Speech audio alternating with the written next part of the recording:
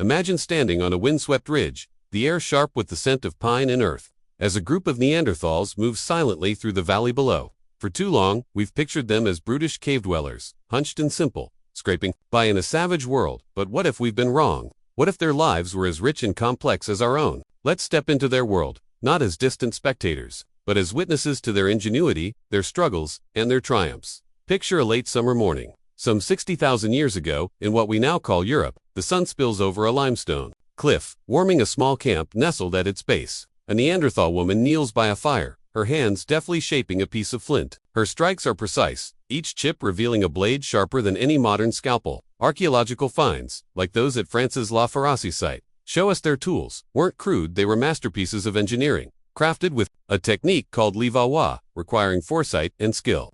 She's not just surviving, she's creating, planning, mastering her environment. Nearby, her brother returns from a hunt, carrying the haunch of an elk. Neanderthals were apex predators, not scavengers. Isotope studies of their bones reveal a diet heavy in large game bison, reindeer, even mammoths.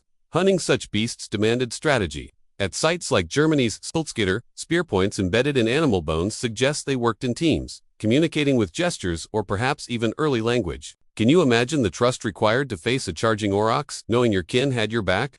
Their survival hinged on cooperation, not just strength, but life wasn't all toil.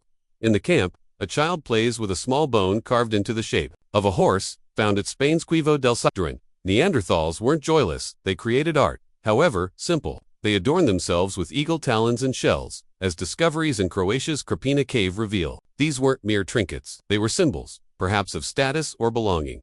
Did they trade these with neighboring groups? Did they tell stories as they strung beads by the firelight? Their world was no silent, grim struggle, it hummed with meaning. Winter looms, and the group prepares. A woman wraps a hide around her shoulders, sewn with bone needles found at sites like France's Grotte du Rennes. Neanderthals didn't just endure the cold, they thrived in it. Their stocky bodies, broad noses, and compact frames, evident in skeletal remains like those from Israel's Kibara cave, were evolutionary marvels, conserving heat in icy climates. Yet they didn't rely on biology alone. They built shelters, layering branches and hides, as seen in Ukraine's Moldova site. Inside, hearths glowed, not just for warmth but for community. Around these flames, they shared meals, laughter, perhaps even grief. Grief, yes, because Neanderthals felt deeply. At Iraq's Shanidar cave, a man's skeleton lies, surrounded by pollen, suggesting flowers were placed with his body. Was this a ritual? A farewell? They cared for their own, too. Another Shanidar find, an elderly man with a withered arm and healed injuries, lived long past his ability to hunt. His survival speaks of a group that valued him, fed him, protected him. Doesn't this challenge the idea of them as cold or primitive? Their compassion mirrors what we hold dear today. Food was more than fuel, it was culture. At Gibraltar's Vanguard Cave, charred mussel shells and seal bones show they harvested the sea, not just the land. They roasted pine nuts, cracked open tortoise shells, and likely savored the smoky tang of fire-cooked meat. Dental plaque from Spain's El Sidr or Uncave reveals they even used plants like yarrow and chamomile, possibly for medicine. Imagine a Neanderthal chewing a bitter herb to ease a toothache. Knowledge passed down through generations. Their diet was as varied as their landscape. Their resourcefulness a testament to their adaptability. That as dusk falls, the group gathers, the fire crackles, casting shadows on the cliff. A man hums, a low rhythm. Could it be music? We've found bone flutes, like the one from Slovenia's Divjababe, hinting at melody in their lives. They weren't so different from us, were they? Their days were filled with purpose, their nights with connection. The fire's glow dances on their faces. And for a moment, the Neanderthals seemed to pause, as if savoring the stillness. You can almost feel the weight of their world, harsh, yes, but vibrant with purpose. They weren't just enduring, they were building lives, weaving a tapestry of survival and meaning. Let's linger here, in their camp, and uncover more of what made them remarkable. Consider their minds. For years, we dismissed Neanderthals as dim-witted, but their brains were as large as ours, sometimes larger. As studies of skulls from Italy's Sacapastor site show, they weren't plodding brutes, they were thinkers. At France's Le Moustier, archaeologists found ochre, a red pigment, ground and mixed with animal fat. Was it paint for their bodies? A mark for rituals? Whatever its use, it shows intent. Imagination, a spark of creativity that challenges every stereotype. Picture a Neanderthal daubing ochre on a child's face, perhaps to celebrate a first hunt. Can you see the pride in their eyes? Their ingenuity extended to technology. At Portugal's Figueira Brava, evidence of fishing nets woven from plant fibers suggests they mastered the sea's bounty. These weren't random acts of luck. They observed tides, learned patterns, and crafted tools to match. Their birch tar, found at Germany's King's was a glue so sophisticated it required precise heating proof of chemistry born from trial and error. Imagine the first Neanderthal who realized sticky tar could bind a spearhead, transforming a hunt. That's not instinct, that's innovation. But life was fragile. A woman in the camp cradles a toddler, her face etched with worry. Child mortality was high. Skeletons from Russia's Mezhmskaya cave show many didn't reach adulthood.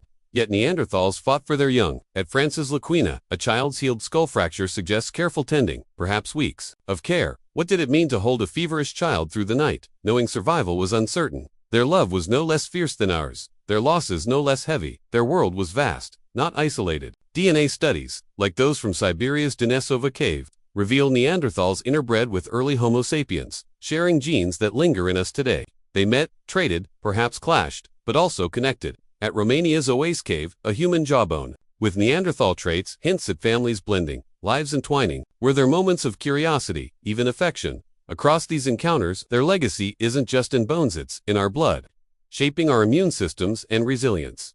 Spirituality, too, touched their lives. Otit Spain's Cueva de los Aviones. Perforated shells stained with pigment suggest offerings, perhaps two forces they couldn't name. Did they gaze at the stars, wondering what lay beyond? Their burials, like the one at France's Chapelle Saints, show bodies carefully posed, tools at their side. This wasn't random. It was reverence, a belief in something more. Picture a Neanderthal placing a stone in a grave, a final act of respect. Doesn't that echo what we do today? As night deepens, the camp quiets. The fire burns low, and a woman sharpens a spear, her movements steady, practiced. She's not just preparing for tomorrow's hunt, she's ensuring her group's future. Neanderthals lived on the edge, but they didn't falter. They adapted to warming valleys and freezing tundras, outlasting millennia. Sites like Gibraltar's Gorham's cave show they persisted until 40,000 years ago, overlapping with our ancestors. Why did they vanish? Climate shifts, competition, or assimilation? Science isn't certain, but their extinction wasn't failure. It was a chapter closing. Look around this camp one last time. These Neanderthals, hunters, artisans, caregivers, weren't so different from us. They laughed, mourned, and dreamed under the same sky. Their tools, their art, their compassion laid foundations we still build on. As the embers fade, feel the weight of their legacy. They weren't shadows in our past. They were pioneers, shaping what it means to be human. Next time you face a challenge, think of them, their grit, their heart, and carry their story forward. They're still with us, in every step we take.